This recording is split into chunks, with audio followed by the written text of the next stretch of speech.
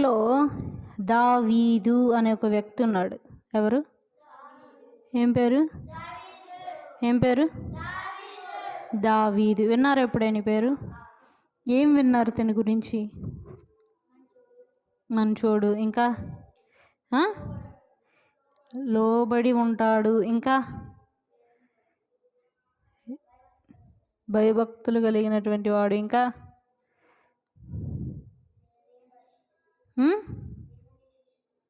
దేవుని ఓకే. దీని గురించి పాట కూడా ఉంది, మనం పాడుకుంటాం, పాడతాం. సండే స్కూల్ పాటలు కూడా చాలా ఉన్నాయి దావీదు గురించి. అయితే ఈ దావీదు దేవుని యందు భయం భక్తి కలిగిన వ్యక్తే. అర్థమైందా? తను ఏదన్నా యుద్ధాలు చేసేటప్పుడు కూడా ప్రార్థన చేసుకొని యుద్ధానికి వెళ్ళేవాడు. అప్పుడు తనకేమొచ్చేది?